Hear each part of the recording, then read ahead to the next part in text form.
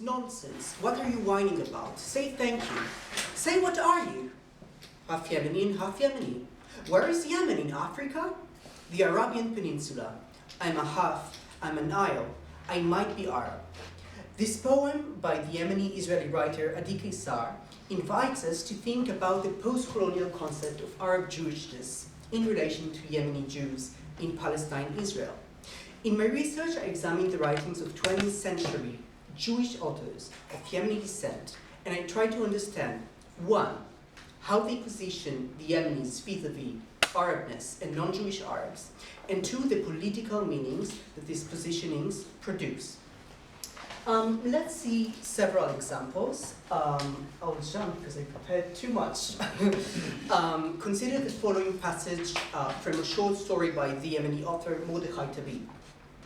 For some context, in this part, the protagonist Masoud, who is a new immigrant from Yemen, visits the graves of the tzaddikim in Safad. Masoud remained in Safad for 3 days and nights and traveled back.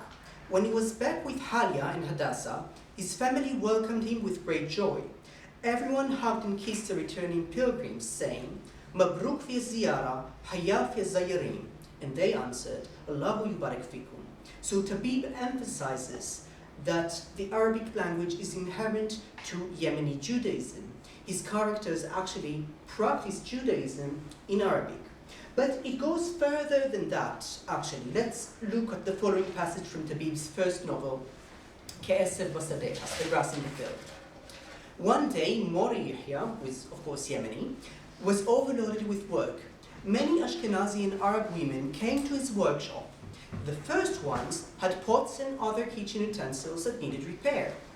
The latter came from nearby villages, burdened with necklaces. They brought raw silver and asked Mori Yahya to make more jewelry for them on top of what they already had. Mori Yahya was in great distress.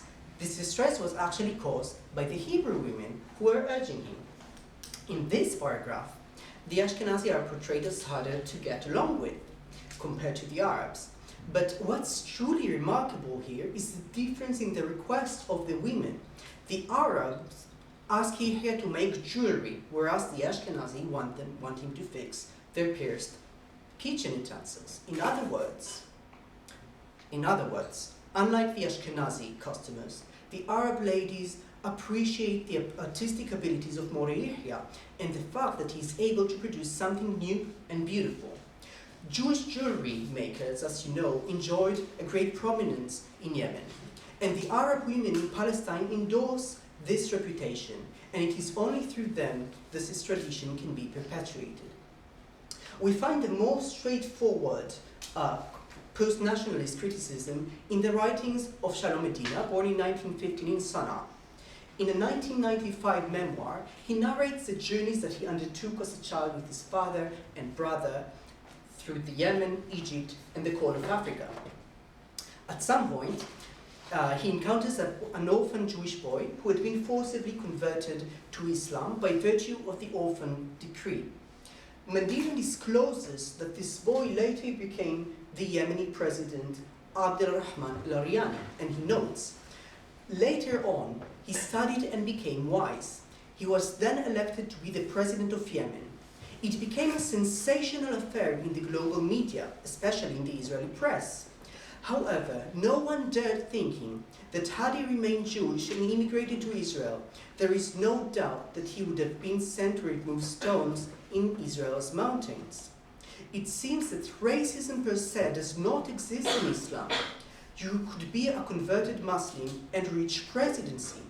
On the other hand, if you're a Zionist convert in Israel, you will hardly ever reach the rank of a lieutenant. Everyone would unite against you. Even the leftist Meretz would unite with the right when it could, so that the United Zionism would not fall under the hand, God forbid, of a Mizrahi. So, as you know, the orphan's decree is often designated by Zionist historiography in order to claim that the lives of the Jews in Yemen were characterized by systematic oppression, and that this oppression led inevitably to their emigration.